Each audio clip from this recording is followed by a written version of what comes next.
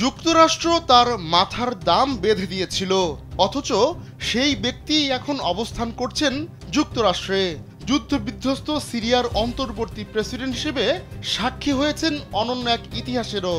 প্রায় ৬০ বছর পর জাতিসংঘের সাধারণ পরিষদের অধিবেশনে প্রথম কোনো সিরিয়ান নেতা হিসেবে রাখলেন ভাষণ। আর সেই ভাষণেই টার্গেট করলেন যুক্তরাষ্ট্রের পরম মিত্র ইসরায়েলকে। বললেন, সিরিয়ার বিরুদ্ধে ইসরায়েলি হামলা মধ্যপ্রাচ্যে নতুন সংকটের জন্ম দেবে। নিন মজাদার গোলমার্ক পপস, কুরমুরে বাইটে ফুরফুরে লাইফ। দুই প্রজন্ম ধরে সিরিয়ার শাসন ক্ষমতা নিজেদের কাছে কুক্ষিগত করে রেখেছিল আসাদ পরিবার। তবে গেল ডিসেম্বরে বাশার আল আসাদ সরকারকে উৎখাত করে বিদ্রোহীরা। এরপর সিরিয়ার অন্তর্বর্তী প্রেসিডেন্ট হন আহমাদ আল সারা। সেই আল সারা প্রথম কোনো সিরীয় নেতা হিসেবে প্রায় ৬ দশক পর জাতিসংঘের সাধারণ পরিষদের অধিবেশনে বক্তব্য রাখলেন। যুক্তরাষ্ট্রের মাটিতে পা রাখা তার জন্য নিষিদ্ধই ছিল। তাকে ধরিয়ে দিতে পুরস্কারও ঘোষণা করেছিল মার্কিন সরকার। কিন্তু আল সারা এখন বহাল তবিয়তে যুক্তরাষ্ট্রের মাটিতে ঘুরে বেড়াচ্ছেন। মার্কিন সরকারও সিরিয়া এবং আল সারার উপর থাকা বিভিন্ন বিধিনিষেধ তুলে নিচ্ছে। কিন্তু সেই যুক্তরাষ্ট্রেরই পরম মিত্র ইসরায়েলকে আঞ্চলিক সংকটের কারণ হিসেবে তুলে ধরলেন আল সারা। বাশার আল আসাদ সরকারের পতনের পর থেকেই গৃহযুদ্ধে বিধ্বস্ত সিরিয়ায় ক্রমাগত বিমান হামলা চালাচ্ছে ইসরায়েল।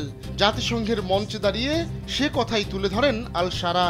ক্ষমতায় বসার পর সিরিয়ায় কতখানি উন্নতি হয়েছে তাও বিশ্ববাসীর সামনে তুলে ধরেন সিরিয়ার এই নেতা। তিনি জানান, ইসরায়েলের ক্রমাগত হামলা মধ্যপ্রাচ্যে নতুন সংকট উস্কে দিচ্ছে। তবে সিরিয়া যে ইসরায়েলের সঙ্গে সংঘাতে জড়াতে চায় না সে কথাও স্পষ্ট করেছেন আল সারা।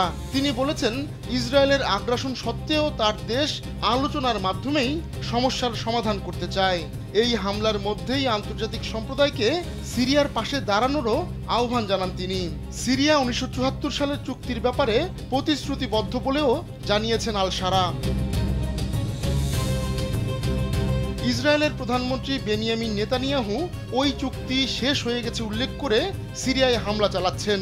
দেশটির রাজধানী দামেস্ক এবং এর আশপাশের এলাকাসহ বিভিন্ন অঞ্চলে চলছে এই ক্রমাগত হামলা।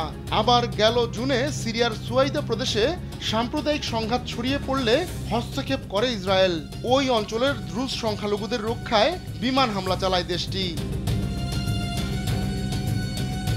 অবশ্য দামেস্ক তেল আবিবকে শান্ত রাখার চেষ্টা করে যাচ্ছে যুক্তরাষ্ট্র।